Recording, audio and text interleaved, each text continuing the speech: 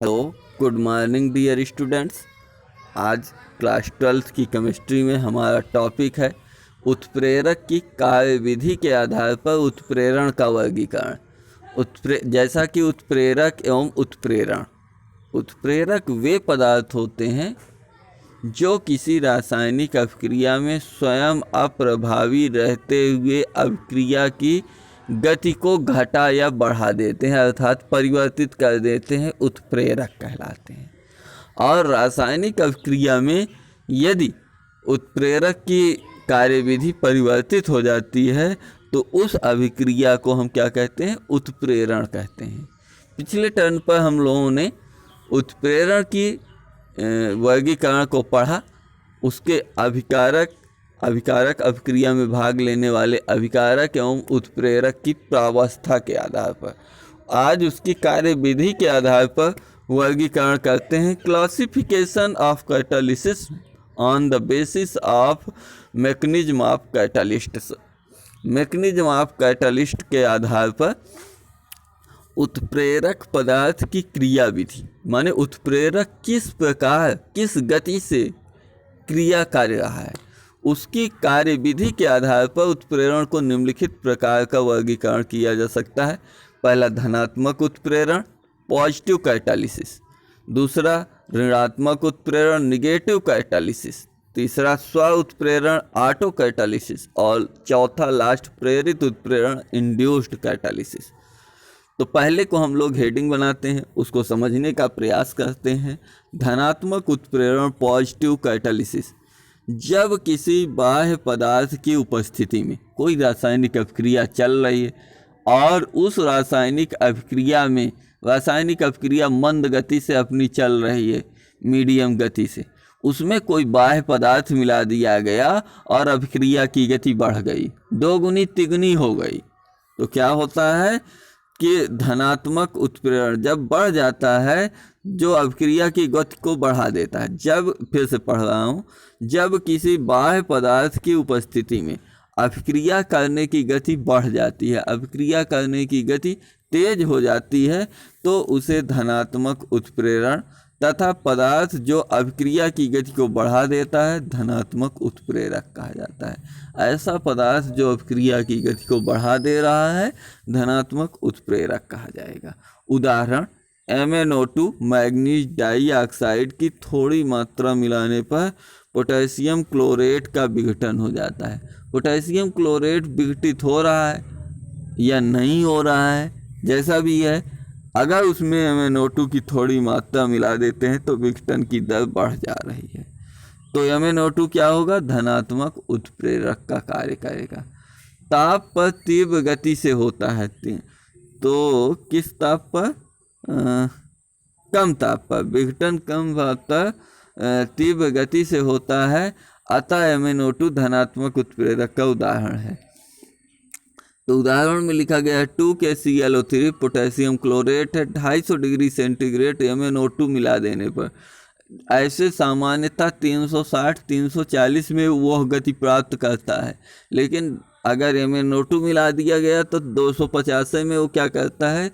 2KCl + 3O2 उस गति से या उससे भी अपेक्षाकृत तीव्र गति से उत्पाद का निर्माण होने लगता है। तो ऐसी अभिक्रिया धनात्मक उत्प्रेरण तथा ऐसा पदार्थ जो मिलाया जाता है धनात्मक उत्प्रेरक कहलाएगा। उदाहरण हम दो देखते हैं। दूसरा उदाहरण देखते हैं, वनस्पति तेल का वनस्पति घी में हाइड्रोजनीकरण निकिल की उपस्थिति में तीव्र गति से होता है। ये वेजिटेबल ऑयल है। वेजिटेबल ऑयल वनस्पति तेल वनस्पतियों महुआ के बीज वगैरह से प्राप्त होने वाला तेल वनस्पति तेल। जब निकिल मिला करके उसमें हाइड्रोजन गैस जबरदस्ती प्रेषित किया जाता है तो वेजिटेबल घी वनस्पति घी डालडा घी में परिवर्तित हो जाता है। तो निकिल हमारा क्या होगा? जो उसके उत्प्रेरण की गति को, उस परिवर्तित होने की गति को बदलता है, बढ़ाता है, धनात्मक उत्प्रेरक कहा जाएगा निकिल। अगली हेडिंग है ऋणात्मक उत्प्रेरण, निगेटिव कैटालिसिस। जब किसी बाह्य पदार्थ की उपस्थिति में पदार्थ है, उसमें कोई बाह्य पदार्थ मिला देते हैं, अभिक्रिया की गति घट जाती है, अभिक्रिया अपेक्षाकृत मंद गति से होने लगती है तो उसे ऋणात्मक उत्प्रेरण या संदमन माने इनहिबिशन, जो रोक दे गति को, तथा ऐसा पदार्थ जो अभिक्रिया की गति को घटा देता है ऋणात्मक उत्प्रेरक या संदमक इनहिबिटर कहलाता है। उदाहरण अपस्फोटन, नॉकिंग। जैसे कि अपस्फोटन क्या है? कभी कभी हम लोग देखते हैं कि पुरानी गाड़ियों में दोपहिया में कोई फट फट फट फट आवाज़ करती है तो नॉक करती है, आवाज़ करती है, आवाज़ करने को ही नॉकिंग कहते हैं। और इस नॉकिंग को रोकने के लिए पेट्रोल में टेट्राएथिल लेड C2H5 मिला दिया जाता है। C2H5 को टेट्राएथिल लेड कहा जाता है।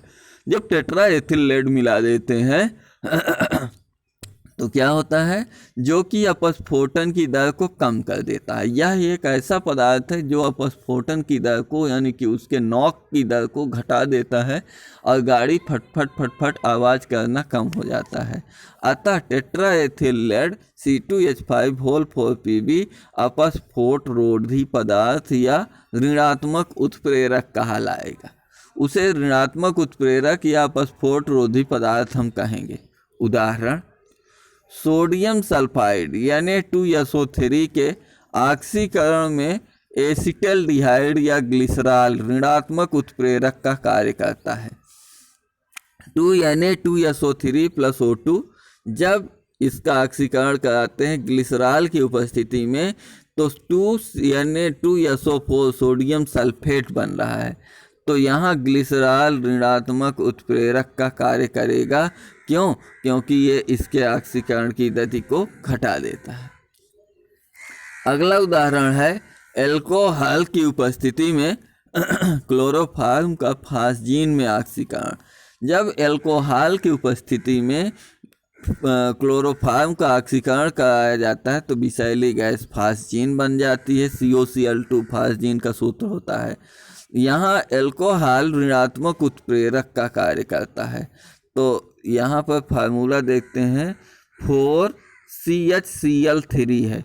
CHCl3 क्लोरोफॉर्म का सूत्र होता है।